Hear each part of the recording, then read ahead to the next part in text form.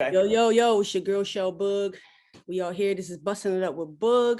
I got my favorite guy here, Prince Alexander. What's up, my brother? What's up? What's up? Yeah, man. We were just behind the scenes talking about, him branching off into producing. That's like an amazing, amazing feat. And like you getting that shit done. The joint you got so far was crazy, man. Yeah, man. It's like a journey, right? Super It's been crazy, so fun. man. Super crazy. Like that one joint you sent me in the text message, that joint was like lit. Yeah, That shit was so lit. It's crazy. I was like, oh shit. I felt like I was listening to like somebody that been producing for a long ass time. Like, yeah, I mean that it's insane because like that's all it is. Like we were just talking about just translating it, our lyrics, the way we write and how creative we are. Like myself, at least, I do a lot of melodies and stuff like that. So, transferring it to actual instrumentals and makes it your own. And the songs, once you create the beat, they write themselves. So yeah, man, that's what I'm finding with it. Like, and plus, I work around a lot of really dope producers and engineers. So nice. It's hard not to make beats. I would feel like I'm not bringing enough to the table. That's dope, man. I've been wanting to get into that shit. But every time I like go sit down to do it, I'm like, that shit like foreign Chinese. I'll be trying to get to it. I got a little MIDI keyboard. It's like a little skinny joint. I think it's by Korg or something like that. I can't remember. I got an Akai MPK3, and I barely use it. I just use the Apple keyboard. For real? I just put the keyboard up on the on Logic, and I just use the keyboard on an actual computer. So like when you I know I'm just gonna ask you a bunch of producer questions. I don't give a fuck. I got a whole list of questions here I'm gonna ask you too, bro. But I like to pick your brain while I got you now too. Yeah, it's cool. It's cool. So like on the when you're like producing on a Logic or whatnot, is it like can you manipulate the sounds and stuff like that? Like so really that's sounds? That's really what it's about. And I think that's my best skill as a producer probably is I can create the patch. I can create the sound. I'm using everything's stock in Logic. And then, with the plugins and certain things that I can change, I know how to shape the sound of what I want, So like, there's no excuses for it. You don't really need to spend money on it. You just got to know what you're doing as far as, you got to first hear what you wanted. Like in your mind, you got to imagine what you're trying to hear. You won't just make it if you just play some random shit. Yeah. You got to you got to envision it. You got to envision what you want, envision the vibe. And sometimes the vibe switches while you're doing it, but you got to start somewhere. You can't just I feel like a lot of the times when I tried to make beats the last 5 years of my life, and I haven't been very successful at it until recently. I think like making it from scratch and being able to shape the sound and envision it beforehand, I think it adds a lot because you can set the vibe. You don't really need to play no random shit. You're already inspired because you know the sound you want. Got you.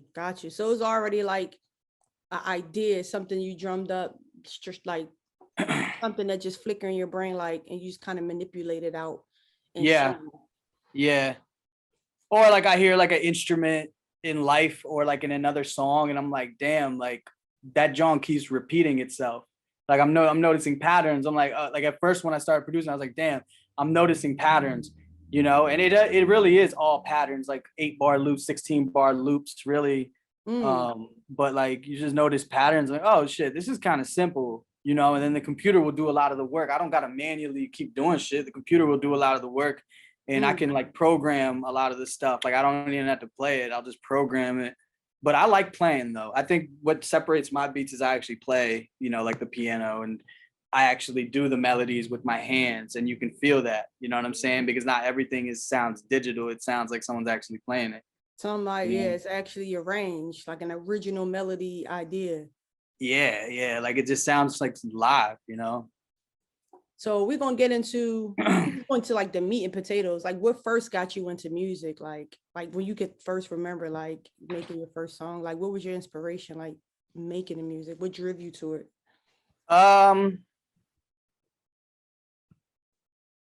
I think it's just listening to music all the time. Like my house was very loud with music. You know, like my dad, he liked listening to music. He collected. There's like there's a genre of people who in the like, you know, 50s, 60s, 70s, 80s, and even into the 90s and 2000s, they were called audiophiles. And they would like to collect, you know, different preamps, amplifiers, different speakers, you know, different instruments, and they would collect records, collect CDs, collect VHS, DVD. They were collectors. It was like a hobbyist. Like people don't, that doesn't exist anymore because we could stream everything. But Right. like my pops, like he was like a hobbyist and shit like that. So I think that's what probably got me into music, That's dope, is man. being around it. You What know, was like what was like the genre like your pop used to like? It was all kinds of music. I think it was blues.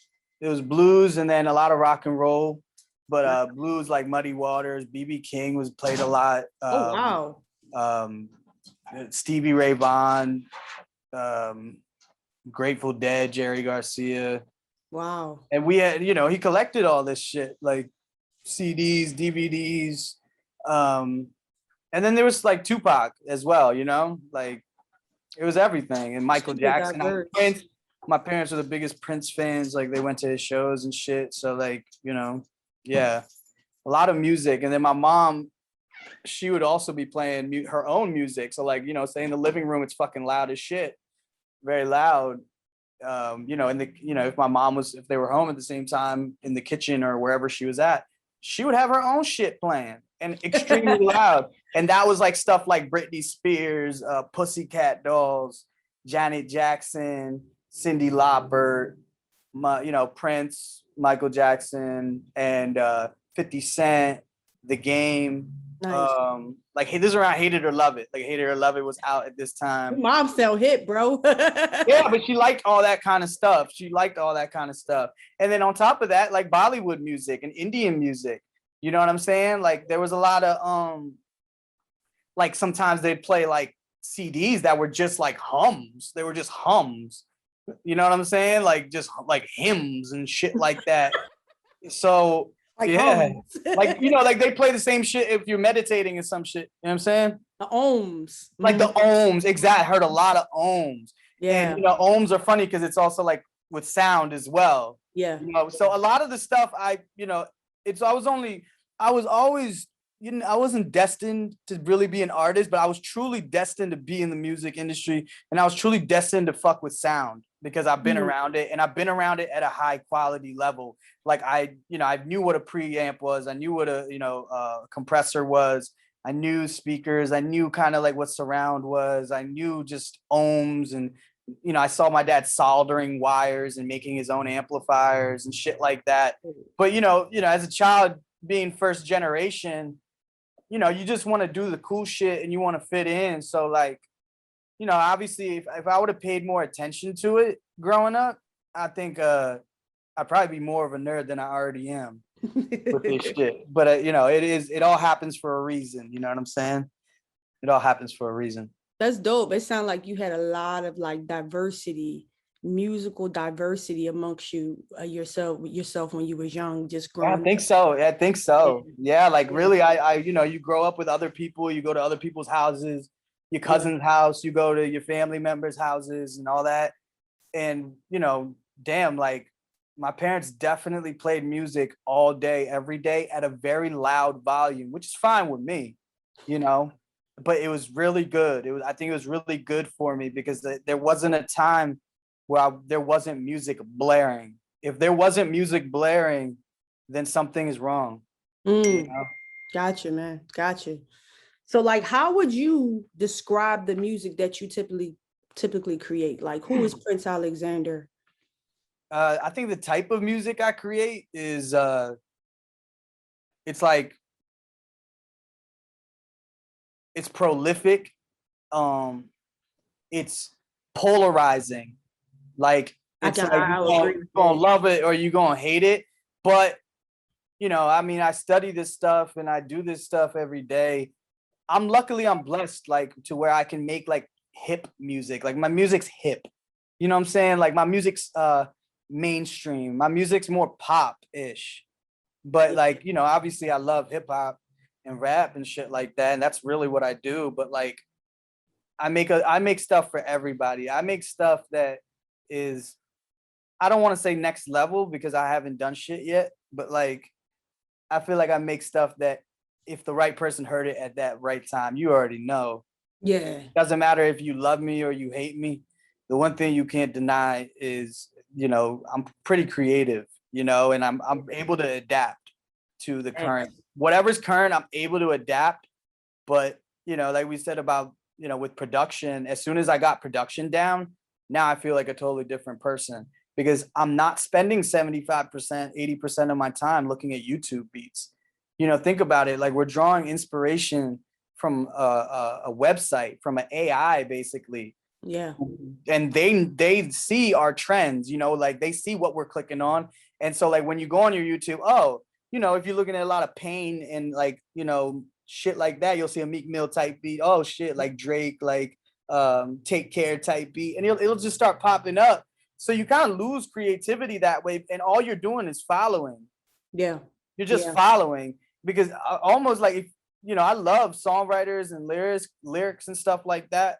But you know, at some point with being an artist, you gotta be a little narcissistic to even write these lines. You feel me? Like, are you fucking crazy? You just went on YouTube, listened to the goddamn beat, and you had such a big ego, you had to make a whole song about it, and now you don't even own this fucking beat.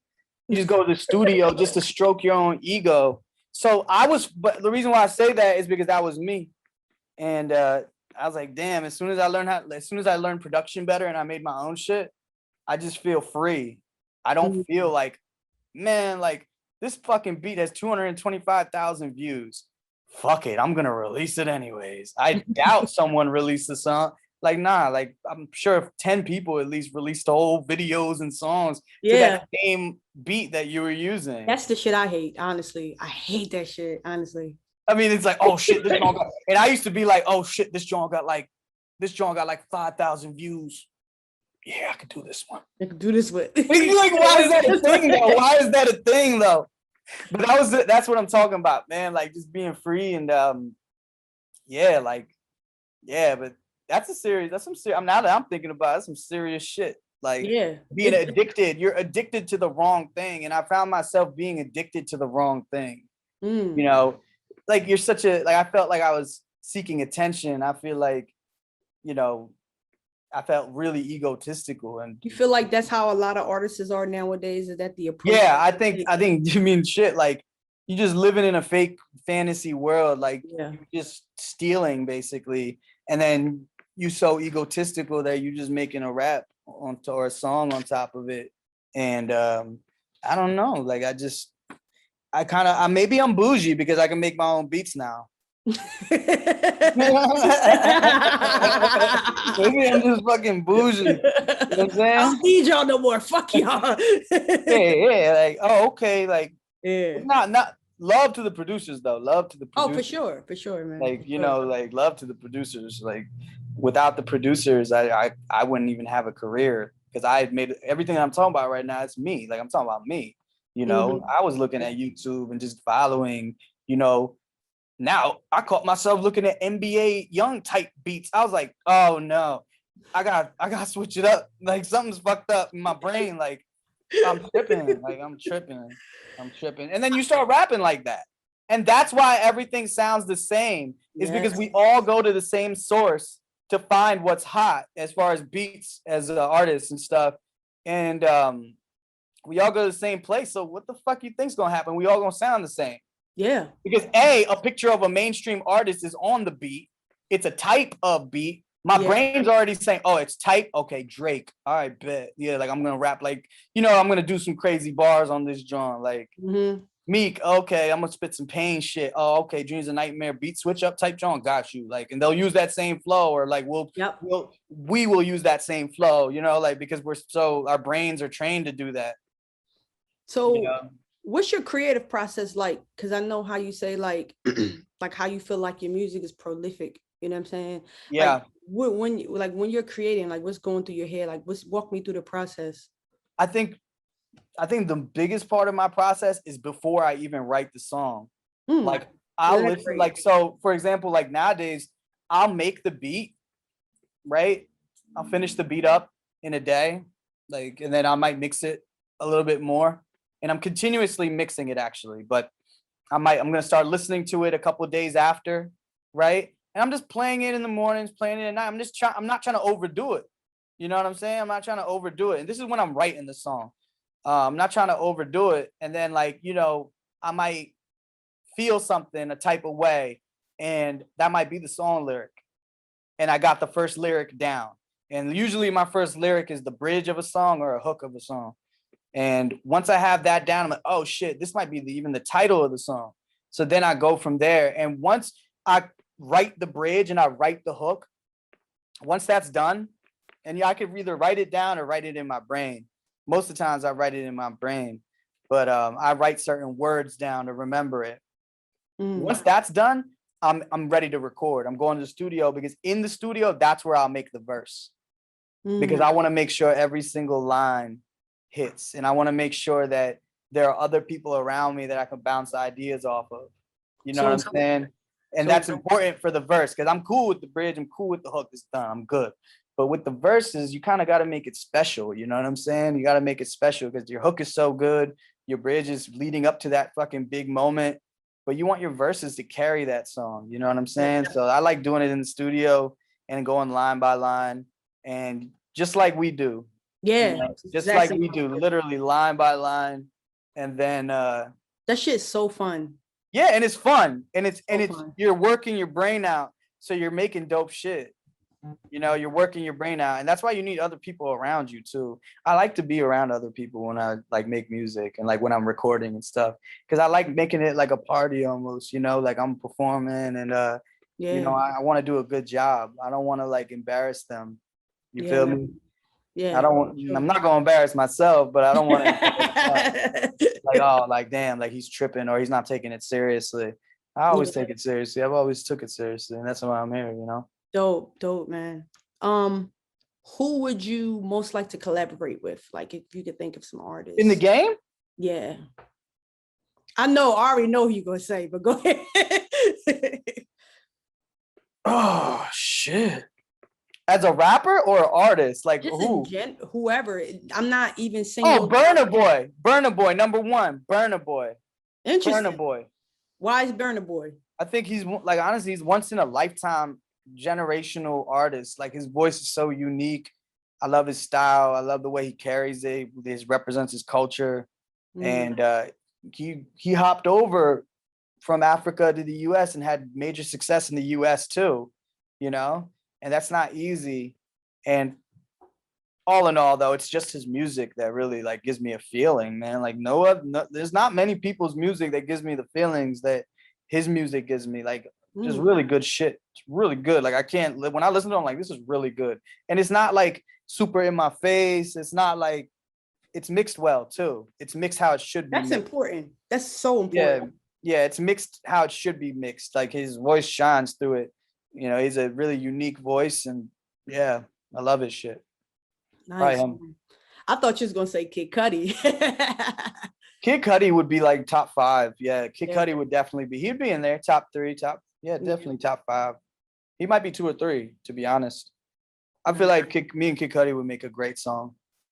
For sure. Yeah, definitely. And I don't know. I've always looked up to Kid Cudi's, even just his, you know, the way he came back with this album, you know, his mental health and all that kind of stuff. Like, it's pretty impressive to like really get better as you go on. You know, I liked it. A lot of people didn't really love it, but I loved it. You know, I loved his new album. I thought it showed me growth, and he's in a better place, more creative space now.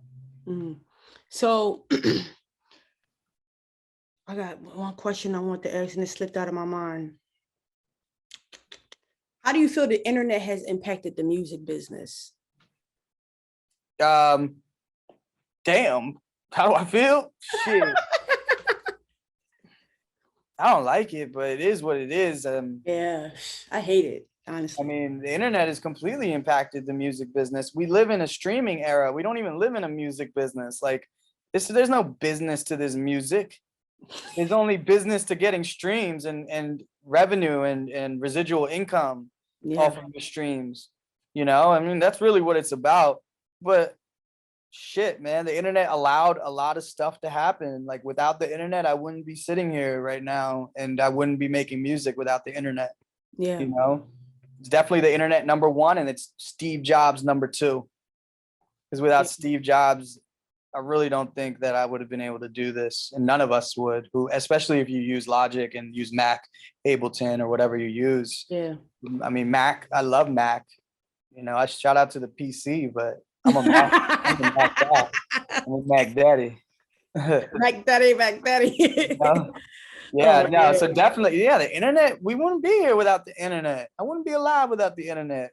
What would I do if I couldn't look at my phone and look at Instagram for 20 hours of the day? What would I do? Pretty much. What would I do But if I can't look at Twitter right when I wake up? You see But how, just all in all, I'm just fucking with you. I hate that I know. shit. I hate that shit. But just all in all, like how it functions and how the music businesses ran, everything is based on the internet, even from just how they want you to look, your online presence. Like oh yeah. That I feel like even for this interview, I went ahead and got a haircut. I didn't get a haircut for like 3 months before this. I was like, damn, like if it's gonna go on YouTube, like I don't know, I don't want everybody to see me looking like a fucking right. I got this hat on because I'm woofing under this joint. I was looking crazy. My hair started to go over my ears and shit. Yeah, my joint is I was like, damn, I'm looking like a hobbit, bro. I was like, I was out here looking like Frodo, like or Fredo, whatever his name is. I was just not looking good, but it's cool though. I don't care how I look because I want to finish my album. You in grind mode, bro. That's just I think I am. You know, I think I am. You're in grind this mode. might be what it feels like, but then again, I don't know what anything feels like. You know, say you don't know what anything feels like. Yeah, like I don't know what anything feels like. Like I haven't felt the kind of success like I want to feel. Like I always want more, and that might be a flaw in me that I always want more because I'm sure like some of the stuff I've done, like people like would not die to do, but like they would have loved to have like some of my like accolades and shit in my resume as an artist. Yeah. But like those don't mean nothing to me. Nothing means this shit don't mean nothing to me. You know, until it's like there's like a award in front of me or I get a plaque or like I have something to show for how talented I am. It's nothing to me. It's like nothing, you know, like it's nothing. Like, and of course, like I do, you know, look at milestones and I definitely savor the moment. But once that moment is over, I forget it and I act like it never happened. That's why I'm motivated and that's why I'm driven because I have a forgetful mindset. You don't get stuck in your mind with certain. I just move on. I move forward very quickly, and like you know, when a song's hot, I start to hate it. I'm like, yo, I felt like I was the only person that felt like that. This ain't shit. Like I'm about to really go in on the next. About to really go in now. Yeah. I'm not like, this is good, but I do savor the moment. I know I make good music. I'm not like I'm never down on myself. Don't ever get that. You got to be confident to be an artist. You have to have the biggest ego there is, you know, known to man, and I certainly can have that at times. But yeah, I mean, shit, fucking shit is kind of crazy. You know. So what you got coming up? I know you got a single you're releasing. Tell people what you got coming up, what you got going on. Definitely, I got Ruin My Mood dropping Friday, March 26th, and yeah, it's just I've been releasing singles the last year, and I think it's gonna do very well. It's a very upbeat kind of song. You can definitely dance to the song. It comes from a real situation and just real lyrics, and you know, it's good. It's good. It's very relatable. I think adults like 40 plus will be able to listen to it, and teenagers will be able to listen to it, and everyone in between. You know, nice. It's definitely not for kids though. You're a kid only. Definitely not for kids. Really not. It's not for anyone below 14 for real. So I would talk about performer, but it's COVID. Nobody has really performed anywhere. But what's the last best venue you ever performed at before this whole COVID thing hit? I don't know. I miss the Trocadero in Philly. Like I miss that shit. I know, man. I'm crazy. I'm just like, man, sad. I've done a lot. I mean, I've done a lot. Like I've done Welcome to America, South by Southwest, A3C, all that shit. But you know, there's something about the Trocadero that I totally miss. And I think my best performances were at the Trocadero. I love their sound. Yeah, I don't even know, man. I don't even know what it was. I think it was the intimacy being that room. I don't know what it was. Being right there in Chinatown, it was just a cool vibe. Yeah, Somebody man. buy the Troc. I hope somebody buys it. I hope somebody sees this and buys the Yeah, they Troc. got to revive it or something to do something with it. And like, Yeah. I feel like Philadelphia is losing all their venues. I was in a rock band, so I performed at a lot of venues in Philly. So like, especially the Dobbs, like down on South Street, like they closed. Another venue I really liked was the Fire. The Fire, yeah. Is I that think that's still still open? there. Yeah, I think it's still there. Yeah, I love this. They had good sound in that Very good sound. little ass room. It was cool. Like you Yeah. could pack it with like 50 people. It looks like a fucking sold out show. I know, it looks lit. Seriously. Yeah, man. So what's your favorite song to perform? Like if somebody be like, yo, I think the song that's dropping on Friday is going to be my favorite song to perform. Ruin My Mood. Nice. Ruin My Mood. Anybody any ideas of who you're gonna get shoot the video for, you do the visuals? Nah, I don't have any ideas. Nah, you know, with visuals, it's difficult, man. It's difficult to sometimes put it together, as we all have. You know, I'm not, obviously I do music full time, like this is my job, but like, you know, you have to live within your budget. And a lot of the times, you know, I have to wait for my next time I get paid in order to even think about a video. I won't do a video unless I know I have double the amount that I need to spend on the video in my, you know, my expense, like in my like disposable expenses, you know. Yeah. It's coming though. It's coming. It's coming though. It's coming. Prin Stretch Strike. You know, you know, shout out Stretch. You probably gonna do that, John. Facts. Yeah. What is one message you would give your fans, like people that are admirers of your music? What is one message I would give my fans is,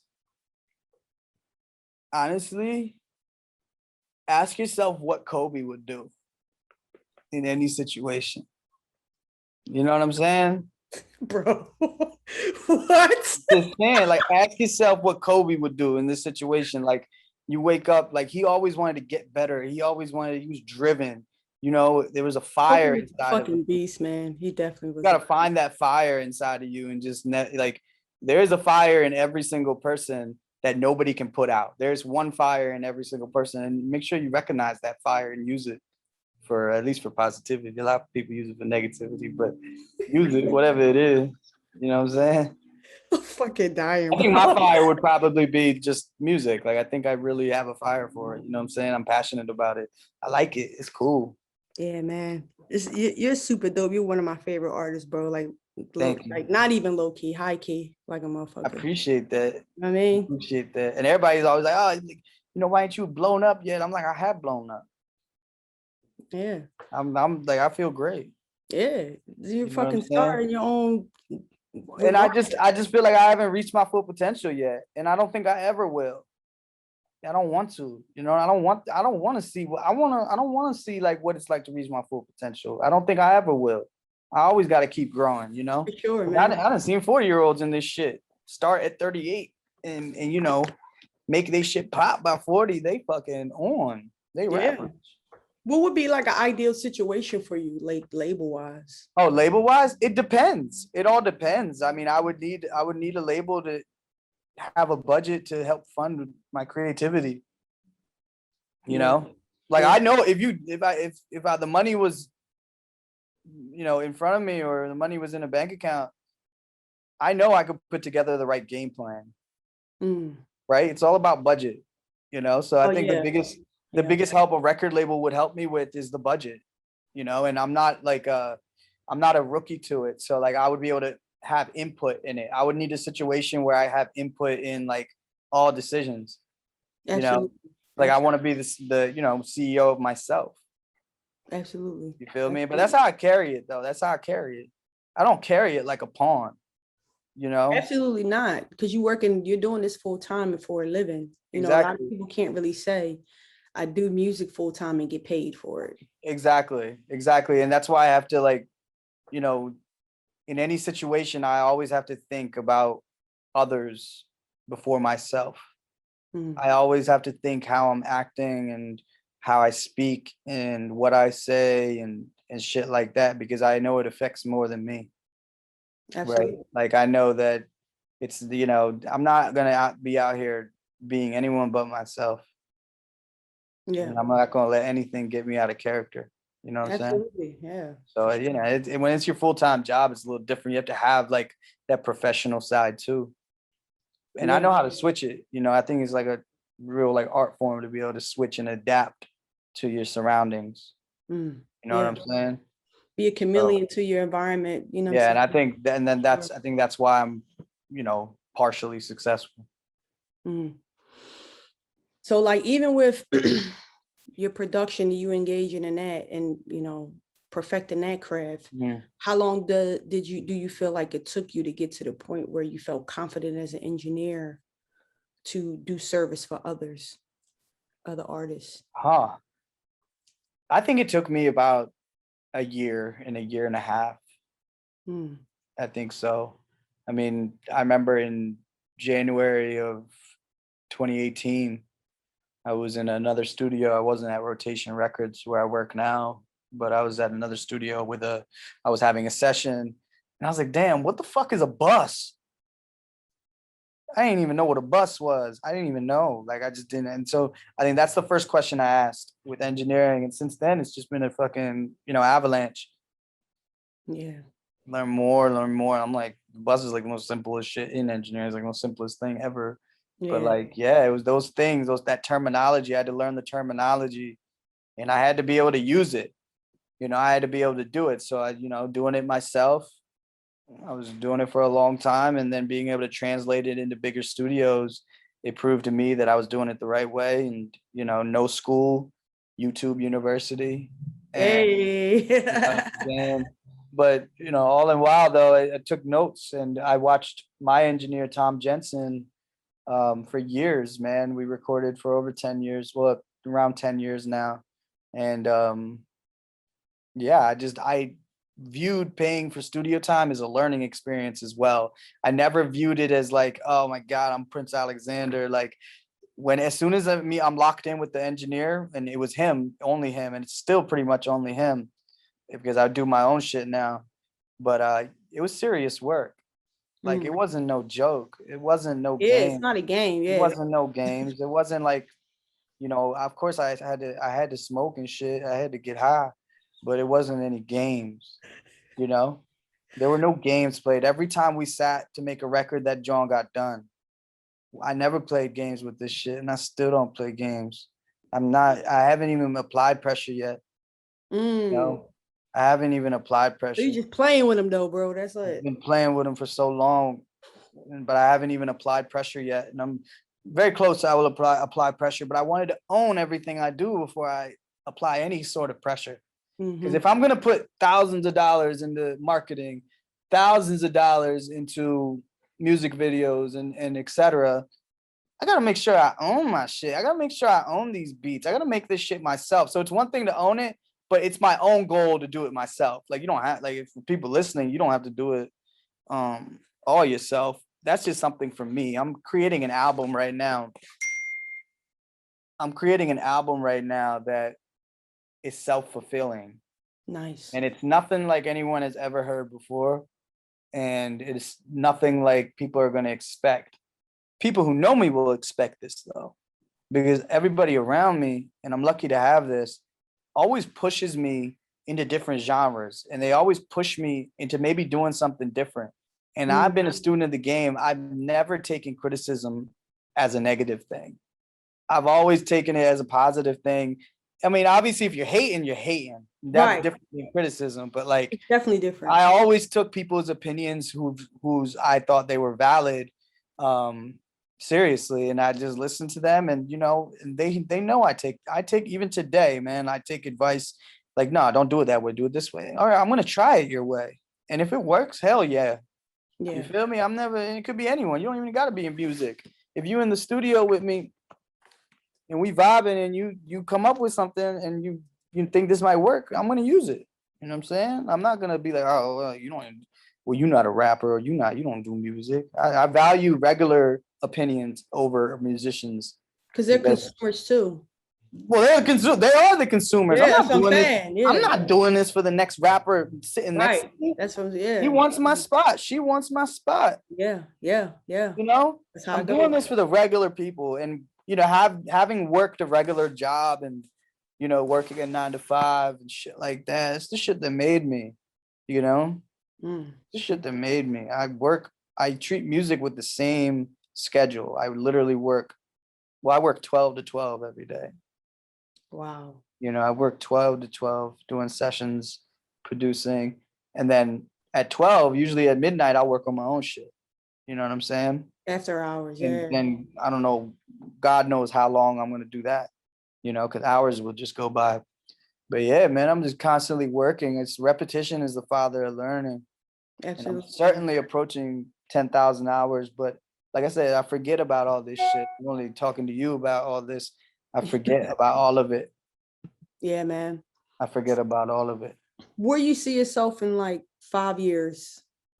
Like, what's your goal? Like in the industry? Like, what do you like? Like, what is the goal that you will reach? And you'll be like, yo, I feel like I'm fucking successful. I never will reach that. Mm. If I have that moment, I won't do music anymore. Mm. I won't. That's deep. That's deep. You know what I'm saying? Like, Yeah. if I have that, if I have, that's why I always tell myself, like, you ain't shit. Like, just humble yourself, because I don't ever want to get consumed by anything. God knows where I'll be in 5 years. I may not even be doing this shit no more. I might not even be doing this shit no more. Yeah. I want to make something classic. I want to be appreciated for it. And even if I don't, that's fine. But like, I want to leave music with a body of work that's untouchable, Yeah. and that's my goal. And it's up to people. If they love it, they hate it, that's fine. If they listen to it, that's great. I'm not in it for the money. I'm not in it for fame. I'm not in it for anything but the notoriety and the accolades and the trophies that come with this shit. That's what I'm in it for. Nice. You know what I'm saying? For sure. For sure. Like if I ever, was to die, really later in life, hopefully.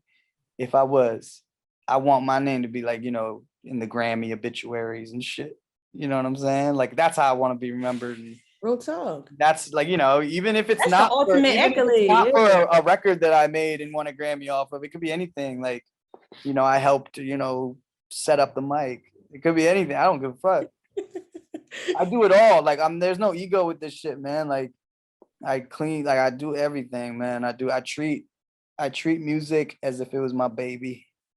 I really take care of her. Yeah. You know what I'm saying? I really take care of her. I don't ever disrespect her. Yeah. I don't ever disrespect her. And I love her thoroughly. For real. Yeah, man.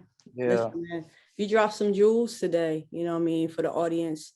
I just want you to tell the people like where they can find you, how they can follow you, you know what I mean, keep up with you, you know. Yeah, yeah, it's Prince Alexander. Instead of a C in Prince, you put a $sign on all platforms. You'll find my music. On Instagram and Twitter, it's at ITSPA from PA. And shit, man, we got so much stuff going on. Sometimes, these months have flown by, yeah, since 2021 started, but hopefully things can get back to normal and we could do this face to face. Yeah, man, for sure. Because I definitely want to have you back on after the single drop, you know what I'm saying? And, get that video popping or whatnot, try to get that up on the network for you. You know what I mean? Yeah, that'll be dope. Yeah, that'll be dope. I'm thinking about it. I'm thinking about the video, and yeah, man, like I just finished this next beat for the album just before we got on here, and I'm just excited, really excited. And I hope, people can get inspired by it. You feel me? For sure. Listen, bro, like you're literally one of my favorite artists, engineers, You know what I'm saying? Real talk. You I know, appreciate it. love You working already with you, bro. All the time. It's always a fucking vibe. You already know, man, for sure. And like, definitely. definitely, you know And what I you mean? know, when I'm working and I have a client with me, they get treated like they're rock stars because they are. Yeah. Yeah, I man. totally engineering has humbled me Mm, because it's one thing to do it for yourself. It's another way to do it because this motherfucker's taking his shit seriously too. Okay. I gotta really make sure I deliver. for sure. For You know, sure, man. And you definitely do that, spectacularly, phenomenally. You know what I mean? For yeah. real. That last joint we worked on together is hella fucking crazy, man. But I see that's what we do it for. I do it to see the smiles on my clients' faces. I do it to see wow, I didn't know I could do that. Like that Yeah, makes me so happy. That's the reason I do this as my job, is yeah, to see the smiles and maybe change somebody else's life.